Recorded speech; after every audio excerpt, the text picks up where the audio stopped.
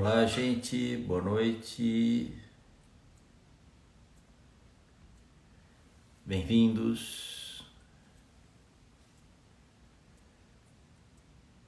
Vamos começar daqui 5 minutos. Estou aqui me preparando, esperando o professor Roberto.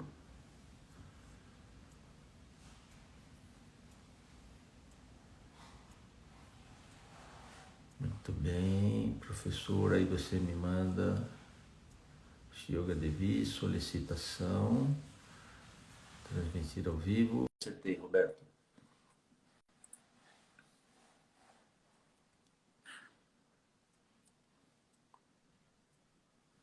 Oh, deu certo, Roberto. Tudo bem? Tudo certo, Marcos? Tudo bem, e você? Obrigado pelo convite para a gente bater um papo. Obrigado a você, né, por participar, né? Obrigado você. Ah, Pô, é. você não sabe a fria que você entrou ainda? Você já vai agradecendo? Você vai me fazer perguntas difíceis e constrangedoras. Pois é, pois é, pois é. Vou colocar você na parede aí, Roberto. Não, brincadeira. É uma alegria estar aqui com você. Vai ser um bate-papo. Desde que começou a quarentena, nós começamos com essa ideia de lives. Isso tudo para mim é uma novidade. Então, nós começamos com algumas lives e fui achando muito legal esse negócio de bater um papo e acaba sendo muito instrutivo, não só agradável para mim, mas eu acho que para os nossos alunos eles acabam conhecendo pessoas e, enfim, a gente tenta sempre fazer de uma forma descontraída. É, um mecanismo bom. Que bom. Eu vi você outro dia com o Marcos Aquino numa live, foi muito bacana, ele é muito simpático, ele é muito. Dizer que o baiano é simpático é uma redundância, mas ele é especialmente simpático, não é? Foi legal. A gente conversou sobre o contraste entre yoga antigo e yoga moderno, né? Foi legal. Que legal, que legal. Assunto não falta para você, né, Roberto? É, Eu vou fazer algumas perguntas no começo, até para curiosidade minha e também para que nossos alunos possam conhecer um pouquinho mais sobre você, sobre a sua história, a sua trajetória. E depois vamos falar um pouquinho, né, do panorama indiano, do Patanjali e desse curso que você propõe, que é um curso que vai interessar muita gente, é um curso que eu já assisti uma vez, não? E gostei bastante, eu acho que é bem legal. uhum. Só estou Tá legal. esperando um minuto, falta um minutinho, ainda 19h44. Eu costumo ser bem pontual. Às vezes Sim. eu digo assim, sou, e às vezes irritantemente pontual. Nesse... Mas eu conheci o professor Roberto através do professor Mário Ferreira. Eu acho que a primeira vez que nós nos vimos foi na Universidade de São Paulo, na defesa de mestrado da Lilian Gumini. Depois eu acho que eu encontrei em Curitiba, lá em Curitiba, na Universidade Espírita, um congresso organizado pela Neuza e depois a Angélica, né? Outro dia que eu conversava com você, eu queria me lembrar o nome da Neuza, Kuchansky, Neuza, É a Angélica. Uhum. É, Angélica. A Neuza você conheceu também, Roberto? conheci. Uhum, Conheceu também. A conheci. Neuza, É. uma pessoa, não, um grupo espetacular. E daí nos encontramos de novo na universidade, acho que daí era o doutorado da Lilian, não me lembro bem. E É, o depois doutorado do João Carlos. foi do João Carlos. É, acho que foi antes. Tá. Não lembro a E, ordem. e quase fomos para a Índia, não? Teve uma viagem que quem ia levar o grupo era o João Carlos, daí aconteceram algumas coisas, ele se desinteressou e eu não quis deixar o Joãozinho, o João Vieira aí sozinho, acabei indo, você tinha planos de ir naquela viagem, acabou não dando certo, mas foi uma viagem bastante conturbada, foi uma viagem que começou difícil, mas o grupo era espetacular. E Uhum. foi uma das últimas que eu fiz. Para começar aquela viagem, o voo atrasou para sair do Brasil 36 horas. Ele não saía de Guarulhos, porque teve lá uma tempestade no Rio, o avião não veio, trocou a tripulação, enfim. E daí desengrenou toda a conexão que a gente ia fazer, mas no final, como dizem os indianos, dá tudo certo. E deu tudo certo e acabou sendo uma viagem bastante agradável. Mas, Roberto, agora para valer, né? Um prazer estar aqui com você. Obrigado por aceitar o convite para a gente bater esse papinho. Quero que nossos alunos conheçam um pouco mais você e o seu trabalho. O professor Roberto tem sido um professor importante nos nossos cursos. Ele cuida praticamente de toda a parte de filosofia, toda a parte de pensamento védico, pensamento no qual o yoga nasceu, na origem do yoga, fazendo esse contraponto de toda a tradição com aquilo que a gente tem hoje, que é um yoga que a gente chama de yoga moderno, e o quanto que a gente pode dizer que seguimos a tradição, enfim, o quanto nós podemos dizer que seguimos um yoga tradicional ou quanto ele já tem as suas modificações. Professor, conta um pouquinho para nós da sua trajetória. Eu sei que você trabalhou bastante lá na Paraíba, na Universidade Federal, trabalhou em Curitiba, também na Universidade Espírita. Conta um pouquinho para a gente do seu currículo. Eu comecei a me interessar por yoga quando era adolescente, né? E foi através do livro do Hermógenes, né? Ah, que Uh, legal. li o livro do Hermógenes, comecei a praticar asanas, esse negócio todo, né? Tinha 15 anos. E depois, quando eu fui estudar, fazer graduação em São Paulo, fiz graduação em Física, eu comecei a me interessar mais pelos aspectos de história, de filosofia do pensamento indiano. Comecei a ler, comecei a procurar contato com pessoas que pudessem me transmitir coisas e tal. E foi então nessa época da graduação que eu descobri que existia Patanjali Yoga Sutra. Tinha 20 e poucos anos, né? E só que, né, por livros, né? E por vezes dando umas voltas assim que mais atrapalham do que ajudam, né? Por exemplo, eu gostava muito de ficar na Biblioteca Municipal Mário de Andrade nos fins de semana. Uhum. A minha família não era de São Paulo, estava estudando em São Paulo, e o que melhor para fazer no fim de semana do que ficar na biblioteca, né? É, Aí é, lá, procurando coisas sobre pensamento indiano, etc., e a gente acha coisas como o manual de Raja Yoga do Yogi Ramacharaka, né? Que é, até hoje é vendido, né? E uhum. que passa uma visão bem distorcida do que é o, o yoga que é ensinado pelo Patanjali, etc. Então, às vezes a gente perde muito tempo com algumas coisas, né? Depois eu encontrei um livro do Westwood, que aí então foi o meu primeiro contato mesmo com uma tradução para o inglês do Yoga Sutra com os comentários, né, do Vyasa, outros comentários e tal. Primeira vez que eu consegui ter acesso a isso, né? Que legal. E Roberto, isso foi nessa época, aonde você fez física? no Instituto de Física da USP. Da USP. Em que ano que foi que você se formou? É, Em 1972. olha, fomos quase contemporâneos, 1972 eu porque fiz eu me graduação. formei lá na USP em 75. Eu entrei em Uhum. 72, me formei em 75. Quase que fomos contemporâneos. Você da física e eu da educação física.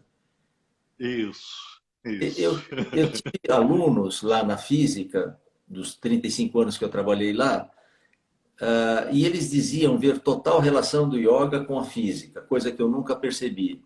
Eu tive como aluna, por um bom tempo, uma querida amiga, uma querida professora, a Emiko Okubo. E não sei se você a conheceu, ela trabalhava com física nuclear, a Emiko. E também a professora Regina Black, enfim, vários professores da física.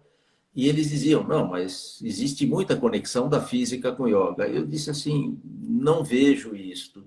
E uma vez a Emiko me disse, olha, eu fui dar uma aula e me pediram que eu não falasse de fórmulas e nem de números. Eu fiquei filosofando, falando de tempo, de espaço. Aí eu falei, quem sabe por aí existe alguma conexão com yoga? Você vê essa conexão da física com yoga? Não, não, eu não faço conexão.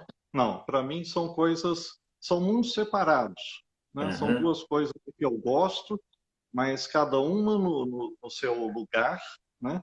E eu não misturo, absolutamente eu não misturo, né? que E legal. eu não aprecio muito. Quer dizer, quando eu era estudante, estava em moda o livro do Fritjof Capra, né, o tal da física. Aham, Foi um livro aham. famoso, né, porque ele relacionava a física com pensamento oriental em geral, etc. Eu detestei, É, absolutamente detestei o livro dele, né? Porque às vezes, no caso, era uma pessoa, era um físico, né? Mas com um conhecimento bastante a desejar do pensamento oriental. Então, as conexões que ele fazia absolutamente não se sustentavam, né? Tem um ou outro físico que fez alguma coisa um pouco mais séria, né? O David Bohm, né? David Bohm, um físico importante, já faleceu, né? E que fez relações do pensamento indiano com a mecânica quântica. Esse eu considero como um personagem sério, né? Mas legal. não é exatamente o caminho que me interessa. Tá, legal, legal saber isso. Você chegou a conhecer o professor Hermógenes? Não, não, Não. nunca encontrei com ele. Não, não. Uma vez a gente trocou correspondência quando eu trabalhava nas faculdades espírita em Curitiba e a gente estava estruturando um curso de graduação. Seria um curso de 4 anos de graduação em física, então a gente trocou ideias sobre o currículo, né? Em Mas yoga. nunca encontrei. E graduação em Isso yoga. foi. É, é, é. Tá, tá, legal. Eu me lembro desse curso. Esse curso existe ainda, será? Existe um curso bem diferente do que eu comecei a participar. Então, essa época que eu trabalhei na Faculdade Espírita, nessa tentativa de criar o curso de graduação, foi 1980, né? Já faz Legal. muito tempo. Existe um curso de yoga terapia lá, que é um curso livre, Tá, não pode dar diploma, né? O curso livre é um curso que não é reconhecido pelo MEC como uma graduação, não pode dar diploma, né? Mas é um entendi. curso Tá, extenso de alguns anos, eu não sei como está agora, tá. né? Legal, legal. Vou Existe. me informar, vou me informar. Roberto, agora conta um pouquinho para gente dessa história da Índia Antiga e o quanto ela é deturpada hoje em dia. O quanto as pessoas arriscam com muita autoridade a falar sobre esses textos e às vezes sem muito embasamento. Como é que você vê isso hoje? Como é que você vê o yoga? Você vê de forma positiva? Você vê com algum cuidado? Como é que você vê isso? A gente está numa fase de transformação, né? Então, por um lado, existem pessoas que eu considero mais sérias, que tentam fazer um trabalho bem embasado para ajudar as pessoas, né? E, por outro lado, tem as pessoas que lançam qualquer novidade só para ser novo, né? Então, É, yoga com bodes, né? é, Yoga com cerveja, coisas desse tipo, naked yoga, né? Yoga todo mundo sem roupa, etc. Né? Sei lá, pode até ser ótimo fazer é, yoga com os bodes perto, mas para mim não soa bem, é, né? Para mim não soa bem, né? Agora, às vezes tem coisas assim novas que não é exatamente yoga. Por exemplo, Pilates, né? Eu acho legal Pilates no seguinte sentido, de postura do criador, né? Então, o criador se chamava Pilates, né? Ele pegou coisas, algumas coisas de yoga, algumas coisas de educação física, inventou outras, etc. E ele disse: esse é o meu método, né? uhum, E isso uhum, se chama método Pilates. Ok, todo mundo sabe agora qual é a origem, né? uhum, Agora, uhum, às vezes a pessoa inventa as coisas e diz: isso veio dos Vedas, isso tem 5.000 anos de idade, etc. Aí não, por favor. É, Aí é o que eu considero uma picaretagem. o professor Garotti, professor lá de Caivalhadama, ele dizia ter ouvido uma vez, ou lido, que Bernard Shaw fez um comentário que a junção de duas coisas boas não necessariamente gera uma terceira coisa boa. Você pode juntar duas coisas boas e pode gerar uma coisa ruim.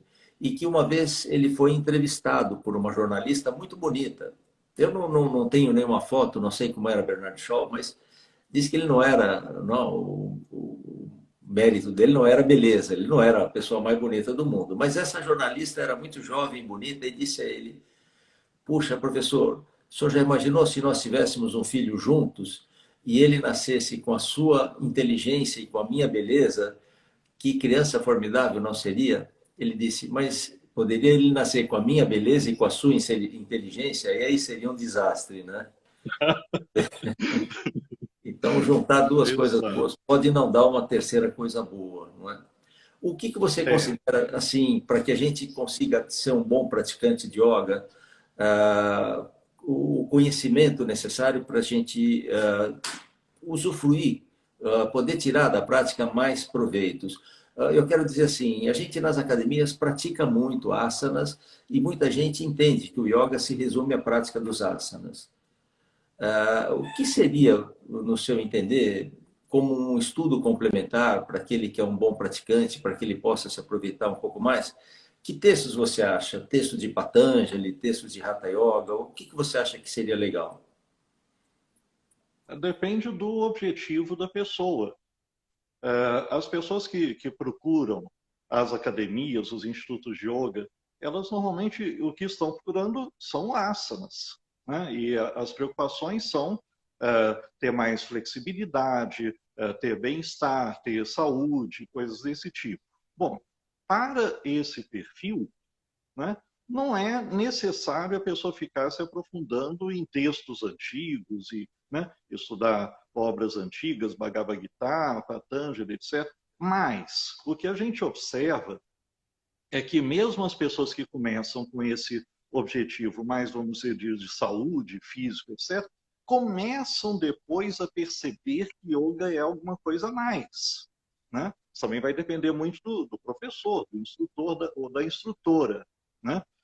E aí, quando a pessoa começa a querer alguma coisa a mais, aí sim, né, a gente tem que começar a falar sobre essa tradição, de onde essas coisas saíram e qual era o objetivo dessas pessoas que criaram o yoga antigamente, que não era flexibilidade, bem-estar, rendimento no trabalho, nem dormir bem. Né? Não era o objetivo desses antigos yogis, era uma transformação espiritual. Né? E aí, se a pessoa quiser conhecer isso, então, obras como a Bhagavad Gita, né, uma obra que eu gosto muito de indicar para pessoas que estão começando a se interessar por esse aspecto espiritual, porque, para mim, por exemplo, foi importantíssimo. Né? Eu encontrei a Bhagavad Gita e, aos 20 anos de idade, foi um marco para mim. Né? E eu acho que é importante. Né? Coisas como as Upanishads, né? Eu nunca indico vá ler os Vedas, porque é uma leitura indigesta. Né? Uhum, uhum. Bhagavad Gita é mais fácil de ler, Upanishads em segundo grau, né? Vedas é pós-graduação, assim dizer, né? É, Precisa ter feito muita coisa antes. Né? E então, o Patanjali, ele é indigesto também. uhum. Né? Eu sei isso por experiência própria, você tentar entender o Yoga Sutra. O que o Patanjali está querendo colocar naquilo? Né? Como é uma obra muito pequenininha, você vai ter que recorrer a comentários, a obras que vão explicar. E aí Uhum. você entra num emaranhado, num labirinto, né, de interpretações diferentes. Então, é uma coisa complicada você embarcar normalmente no Yoga Sutra. Né? Legal. Bom, e apesar de eu estar desaconselhando, né, é exatamente isso que a gente está agora trabalhando, né, tentando mostrar um fio condutor e facilitar a vida de quem quiser estudar isso. Eu fiz, uma vez dei uma aula, um curso na Faculdade de Educação Física em Mogi das Cruzes, e o diretor me disse que aquele primeiro a falar sobre alongamento, isso na educação física é uma pessoa conhecida, Bob Anderson, ele estudou na Índia e ele traz exatamente a forma de se praticar um asana como antigamente, com permanência, com relaxamento do esforço, mas sem todo aquele fardo místico que o yoga veio para o Brasil, muitas vezes carregado de uma cultura misturada com o hinduísmo, enfim, eu acho que muitas coisas vieram com o nome de yoga, mas muitas coisas nem pertenciam ao próprio yoga, eram mais do próprio hinduísmo. E hoje todo mundo pratica alongamento, fisioterapeutas recomendam alongamento, na educação física todo mundo faz alongamento e mal sabem que é uma prática que veio do yoga. Mas eu também vejo com um pouco de preocupação quando as pessoas praticam puramente o yoga com esses objetivos mais estéticos, porque a educação física nisso está muito mais avançada. A gente vê nas Olimpíadas o que fazem os ginastas, e muita gente pratica yoga para tentar fazer aquilo. Eu disse para muitos alunos na USP, se é isso que te interessa, vai fazer ginástica que é mais eficiente e mais seguro. Você vai acabar se quebrando querendo fazer do yoga um contorcionismo. E eu estimulo muito as pessoas a estudarem um pouco mais, a aprofundar um pouquinho mais nessas questões filosóficas, para começar a aplicar o yoga no seu dia a dia. E eu recomendo muito esse seu livro. Você tem um livro sobre Patanjali que, embora seja um assunto indigesto, você transformou o livro numa forma digerível de se ler Patanjali. É muito agradável, é muito bom. E eu acho que esses cursos, onde a gente tem uma pessoa que possa orientar, acabam mostrando um outro lado do yoga que muitos praticantes não conhecem, não é? Fala um pouquinho desse curso, Roberto, que você já fez uma vez, que você vai lançar uma segunda edição agora. Uhum. Bom, falar um pouquinho mais de história, da minha história, né? Uhum, Então, quando eu estava fazendo a minha graduação em física, né, eu comecei a procurar coisas parecidas com meditação, né? Não encontrava nada que fosse correspondente exatamente ao que eu procurava. Ninguém, né, em São Paulo sabia nenhuma prática relacionada com yoga de Patanjali, né? Na verdade, na época, ninguém nem lia Yoga Sutra no Brasil, né? E então eu encontrei, por exemplo, um professor da USP, que era o professor Ricardo Mário Gonçalves, que é um monge budista, que dava práticas de meditação. Fui fazer meditação com ele, fiz um tipo de chamava-se treinamento autógeno, estava em moda na época, né? Que era uma adaptação que o Schultz, um psicólogo alemão, fez de práticas, em grande parte, indianas, que ele adaptava, e no fim ele falava que tinha se baseado no Yoga Sutra, né? Na época, a Marta Berezovsky ensinava isso em São Paulo, fui aprendendo uma opção de coisas, já formou grupos, né, de estudo em São Paulo, com pessoas para trabalhar e aprendendo, etc., né? Então foi um aprendizado difícil, justamente por não ter direcionamento, e cada coisa que eu ia aprendendo, eu ia tentando conectar, né, com aquilo que eu tinha lido, né, até formar uma coisa mais orgânica, né? E depois, posteriormente, quando eu fui morar em Curitiba, eu já estava começando a formar grupos para a gente praticar as práticas internas do Patanjali, né? A gente lia Yoga Sutra, etc., etc., mas o centro eram as práticas, que é o que eu acho importante. Então, desde 1980, eu estou fazendo isso, né? Em academias de yoga lá de Curitiba. Não fazia isso na faculdade espírita, curiosamente, fazia em academias de yoga, né? E legal. depois eu continuei com isso, né? E com o tempo a gente foi aperfeiçoando, né, a técnica, como que a gente trabalha com isso, a ordem de ir introduzindo as coisas. E então, com apoio seu, né, do IEP, a gente fez esse curso no primeiro semestre, né, para alunos do IEP, né? E a minha opinião é que a gente chegou numa estrutura madura, capaz de realmente levar as pessoas a compreenderem o que é esse tipo de yoga e principalmente a fazer práticas, desde as mais simples até as mais avançadas. Então não é só um treino intelectual, mas yoga não é decorar coisas e acumular coisas na sua cabeça, é prática, né? Então isso é a ênfase que a gente procurou dar, né? Parênteses, né? Nós, né, significa a Flávia, minha esposa, e eu, né, que organizamos esse curso. O curso, sem dúvida nenhuma, foi muito positivo, as pessoas gostaram bastante e eu senti a prática numa sequência cronológica bem interessante para aquele que se dedicar e for praticando, ele vai entender muito bem o que vem a ser todos esses estágios propostos por Patanjali, não é? É, Nesse curso, você tem o livro, você tem encontros com as pessoas, como é? Ele vai ser gravado? é, Conta para Roberto. esse curso tem a parte teórica, né? Então a parte teórica é aquele livro que você mencionou, que é esse aqui, né? O Yoga Tradicional de Patanjali, que é um livro que já existe há um bom tempo, né? Mas a gente fez agora um livro novo, tá no correio para chegar aí na sua casa, Se né? eu não Que conheço, é o deixa eu Tá ver, indo, é de tá a Patanjali também, caminho, Roberto? né? É Que o Manual legal, de Práticas do Yoga de Patanjali, que né? legal, que Que bacana. complementa o outro, né? Acabou de Bom, sair do forno, né? Então vai tem chegar as aqui. aulas, mandei para você. Obrigado. A gente tem as aulas já gravadas em vídeo, né? E aí a gente tem um acompanhamento por um grupo do Telegram para dúvidas, esse negócio todo, e reuniões pelo Zoom uma vez por semana. Então, para tirar dúvidas, né, principalmente sobre as práticas. Né? O que eu chamo a atenção desde o início do curso para as pessoas é isso. A gente quer ensinar a fazer coisas. E se você tentar e não conseguir, a gente tem que ajudar. Né? O que está dando errado? Né? Vamos auxiliar aí a prática. Né? Tá.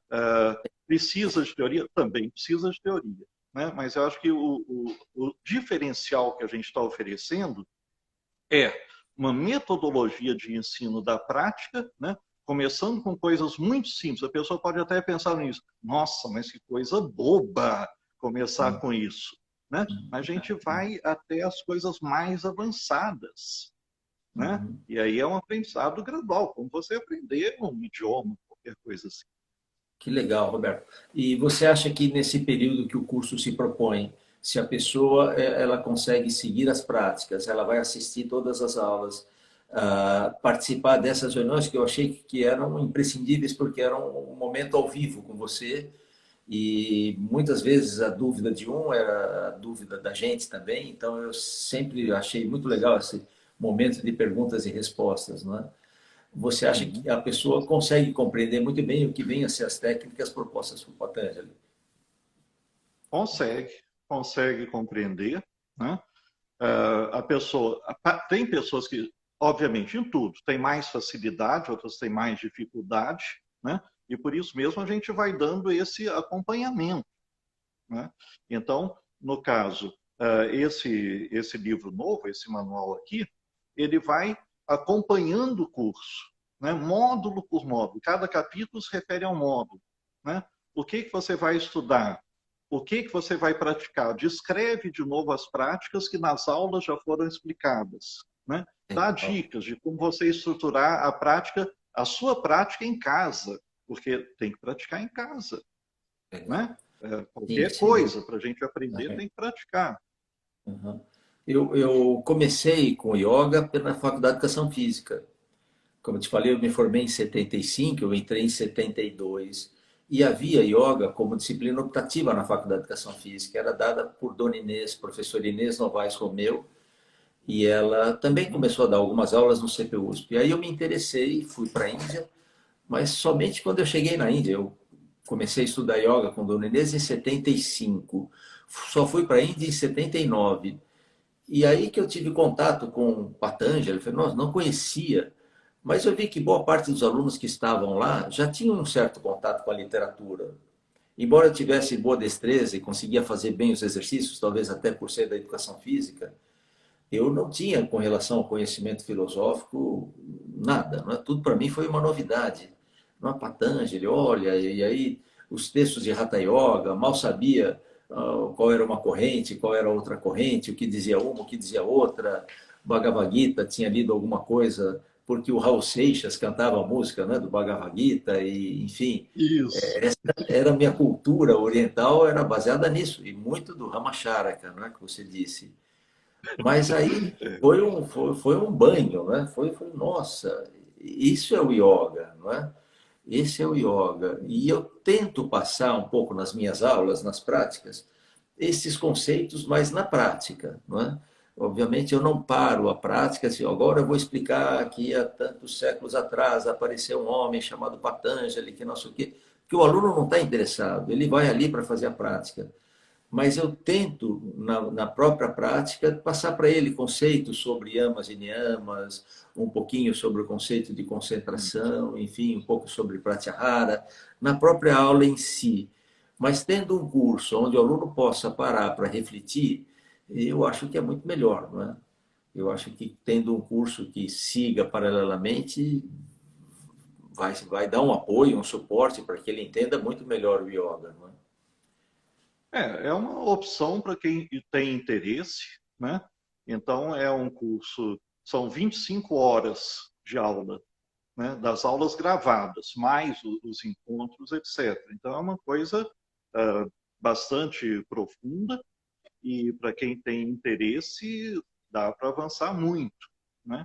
E a gente ficou contente com a reação dos alunos do primeiro semestre, que gostaram muito. E uma coisa curiosa, né? No primeiro semestre terminaram 60 e poucos alunos, né? Desses que terminaram, 16 se inscreveram no curso de agora. Ah, que legal, É, Roberta. é. Um quarto do pessoal quer refazer o curso porque gostou muito, Que legal, né? que Nós legal. ficamos contentíssimos aí com essa reação. Excelente sinal, excelente sinal. Roberto, como é que faz para se inscrever? Como é? Bom, aí você tem que achar primeiro o link, né? Então, né, falar o link aqui, eu vou falar, mas eu vou dar o modo de você poder achar, se não poder anotar o link. Então, como achar esse curso? Se você for para o Google, colocar curso, depois, entre aspas, Yoga de Patanjali, né? Vai aparecer um vídeo do YouTube, que é o vídeo de apresentação do curso. Então, tem um vídeo de 15 minutos, mais ou menos, que é o vídeo de apresentação do curso, que fala como ele funciona, etc, etc. E nas informações do vídeo embaixo, tem os links. Tem link da página com mais informações, tem link de inscrição, tem esse negócio todo. Então, isso é para quem não puder anotar. Agora, quem Então, puder anotar, escreve curso e, entre parênteses, yoga de Patanjali. entre aspas, Entre aspas, entre yoga aspas, é, de Patanjali, tudo Yoga de separado. Patanjali, tudo entre aspas. Tá bom. Vai aparecer esse vídeo, né? É Tá, um vídeo que a legal. capa é amarela e laranja de uma moça meditando, né? Tá. E aí não tem ele, né? Mas, para quem tiver uma caneta ou lápis, quiser anotar, então, o modo de entrar no nosso site, onde tem essa página, então, www. Aí, Shri Yoga Devi, tudo emendado. Shri é SHRIYOGA, Shri Yoga Devi, DEVI.org, barra Patanjali. Aí já entra direto na página que descreve o curso, que tem as informações, tem o programa, tem o modo de se inscrever, tem tudo. E se for no Simpla, e puser Simpla Yoga de Patanjali, não Vai dá aparecer o certo? curso do semestre passado. Ah, tá. Então tá bom. Então não. É, Tá, porque tá. a gente não pôs no Simpla, ele está na Hotmart. Ah, Né? tá. Tá na Se entrar Hotmart. no site da Hotmart e colocar Yoga de Patanjali vai Ah, então, aparecer. então É, tem que se. Hotmart, tá bom, tá bom.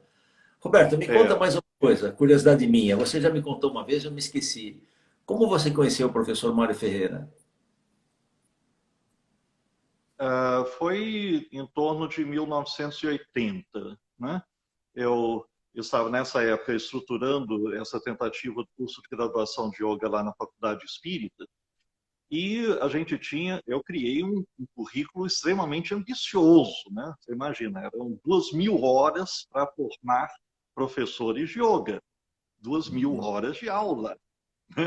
Então, tinha sânscrito no currículo, claro, né? Várias disciplinas de sânscrito, etc.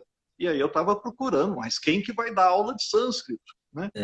Aí, como eu sabia que na USP tinha o curso, na época tinha um curso de graduação em sânscrito, depois ele acabou, ficou só na pós-graduação. Então eu fui até lá, né, e fui conversar com as pessoas. Né? Foi a época que eu conheci o Mário Ferreira.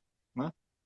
No fim, o curso da Espírita não foi para frente, mas também ninguém da USP topou ficar viajando até Curitiba, porque não existia aula online, isso era 1980. É, A gente ia ter um problema na é. época. Mas eu sei que o professor Mário Ferreira tinha muito carinho por você, muita estima. Ele foi a Paraíba algumas vezes, enfim, e Foi. toda vez que tinha as bancas, ele te chamava e a gente falava um pouquinho. Eu conversava bastante com o Mário e Uhum.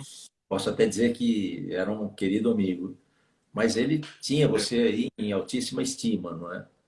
Eu acho que vocês tiveram, eu gostava além muito disso, dele também. vários Foi uma contatos. pena o falecimento.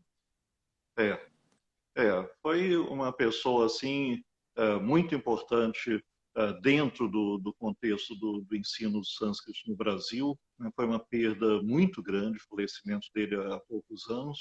Né? E realmente, na época que a gente estava na Paraíba, a gente organizou alguns eventos lá, junto à Universidade Federal do Paraíba, em João Pessoa, né?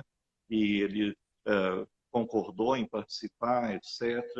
Foi a última vez que eu conversei com ele, foi lá?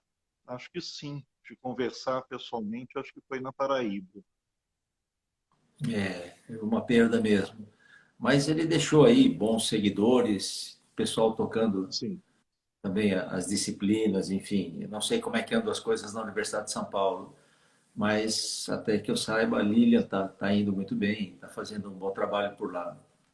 Roberto, mas Uhum. você tem, além do livro de Patanjali, você tem um importante livro do Hatha Yoga, que é esse livro do Hatha Pradipika, não? E um comentário muito legal, esse Uhum. livro. Eu gosto muito, tanto de Patanjali como o do Hatha Pradipika, são livros que eu indico para os alunos. Se alguém quiser Uhum. comprar esses livros, também vai ter que entrar no seu site, Sri Yoga Devi, e ele pode comprar pelo correio. Isso. Esse que tem a tradução da Rata Pradipika, ele existe uma versão que a pessoa encontra nas livrarias todas virtuais que tem capa verde, né, e que é publicado pela Edipro. Essa versão de capa verde é só a metade do É, livro que eu fiz. Né? é, A Edipro achou que era grosso demais. Então é. resolveu publicar só a tradução comentada, sem a introdução histórica, né, que são 250 páginas. Né? Então, Eu para arriscaria comprar dizer a versão que se, inteira, tem que ser no nosso site. mas eu arriscaria dizer que se fosse para comprar uma das metades, eu compraria a introdução. Se puder comprar o livro inteiro, muito melhor. Mas aquela sua introdução em que você explica esses conceitos do Hatha Yoga, ela é sensacional. Você é muito didático, você é Legal. uma pessoa muito clara quando você explica. Não é muito fácil falar de filosofia, ainda mais de um outro universo, de um outro tempo, de uma outra cultura, e você explica muito bem, você passa muito carinho pela cultura indiana quando você ensina, não é? Você tem planos de ir para a Índia ou ainda não? No meio dessa pandemia, Não, não, não. sem Pós-pandemia. previsão. Não, não. Pois é. eu estou realmente preocupado com quanto tempo vai durar essa pandemia, sabe? Porque com essas variantes todas do vírus, né? Eu acho que está virando uma coisa do tipo de gripe, né? Vai ter sempre uma variante nova e o perigo não vai passar. Não basta a gente ter se vacinado, Uhum. né? Eu também Então, acho que alguns pessoas cuidados, com a vacina estão morrendo, né? eu acho que alguns cuidados vão ficar para sempre, não é? Esses Vai cuidados de ser. usar máscara, a pessoa que tiver gripada tem que ter um pouco mais de responsabilidade e fazer o teste e não sair distribuindo corona para todo mundo, para cá e para lá. Eu acho que esses Isso. cuidados eles vêm para ficar. Nos comentários, uma E se aluna a coisa perguntou. for controlada, se houver um controle, etc., e aí se você organizar uma viagem, eu vou junto. Eu toquei nesse assunto porque uma pessoa perguntou, eu estava vendo aqui nos comentários, Audrey. Audrey, eu fui para a Índia, fiz 20 grupos, então por 20 anos levei grupos para a Índia e sempre foi muito legal. É muito interessante levar grupos, levar para a escola de Kaivalyadama, ter aula com professores indianos, ir a Rishikesh, tudo isso é muito interessante. Mas eu confesso que é bastante cansativo. Hoje, quem faz isso é o nosso amigo lá da Bahia, o Marcos Aquino, e o meu filho. Eles vão juntos, eles levam o grupo. O que guia o grupo, ele é o último a dormir, o primeiro a acordar e fica preocupado com a alimentação, com o hotel. A Índia, confesso que não é o país mais fácil para a gente levar grupos, porque agora melhorou muito, mas no começo o indiano dizia com a maior cara de pau assim: não, você reservou 20 quartos, mas como teve o casamento aqui na cidade, eu destinei 5 dos seus quartos, mas eu coloquei uma cama a mais no outro quarto, mas uma cama boa. E você já podia imaginar que era uma porcaria de uma cama, né? Eu falei, mas amigo, eu não quero quarto triplo, nós compramos quarto duplos. Então, a viagem inteira era isso, preocupação no voo. Chegava lá, não, não estão todos aqui. E meus grupos eram muito grandes, eu levava 55, 60, uma vez fomos até com 65, quando foi a Monja Coen, e dava muito trabalho. Então eu me aposentei, eu vou só de convidado, quando o Marcos Aquino organiza a viagem, uma vez ele até falou, olha, eu tenho aqui um número bom de passageiros e eu posso ter uma cortesia para você. Então nos encontramos lá em Lonavala, fiquei um pouquinho, revi meus professores e depois o grupo seguiu para uma parte mais turística e eu acabei voltando. Nesses moldes é capaz de eu ir mais algumas vezes, sim. Mas como organizador, acho que não vou não, Roberto. Mas se você for com toda essa cultura e você indo, é uma aula não, de história em loco, que deve ser muito bom, aí talvez até me anime. Quem sabe a gente faz uma... Não é? Quem sabe, né? Quem sabe. Mas, Roberto, agradeço muito você participar. Eu acho que a gente pode fazer mais bate-papos desse e para você esclarecer um pouquinho mais o que vem a ser este yoga que a gente pratica, este yoga que a gente acha que é yoga e não é yoga, ou este yoga que é yoga, o que pode ser mudado no yoga que nos permite continuar chamando yoga de yoga, o que não pode ser mudado e que foi mudado, como você diz, Beer Yoga, talvez não seja propriamente yoga, né? Talvez não tenha muita base, muita consistência para isso. Mas se você aceitar, vamos fazer umas outras vezes. Vamos sim. Fico contente com isso, Marcos. Vai ser um prazer. Obrigado, obrigado, Roberto. Então, Uhum. para as pessoas que quiserem, não só os livros, mas também o curso, Shri Yoga Devi, Shri, S-H-R-I, Yoga Devi, D-E-V-I, .org.br. É isso, Roberto? Não, não tenho BR. Não tem BR. Não tem BR. .org, É tá org bom, sem BR. tá ótimo. Uhum. .org já chega lá. Que bom, Roberto. É. Obrigado, então. Uhum. Um prazer estar aqui com Obrigado, você. Marcos. Dá um Um abraço na prazer Flávia. conversar com você. Nos vemos sábado, não é? Temos aula com você. Tem aula? Sim, no Então domingo. tá bom. Domingo de manhã. Tá ótimo. É. Uhum. Tá. Obrigado, Roberto. Um Obrigado, abração. Marcos. Tchau, tchau. Obrigado. Tchau. Tchau, gente. Obrigado pela participação, obrigado a todo mundo. Uma alegria estar aqui com o Roberto. Espero que vocês tenham aproveitado bastante. Até a próxima, gente. Obrigado. Tchau, Flávia. Ela está aí do lado. Obrigado, gente.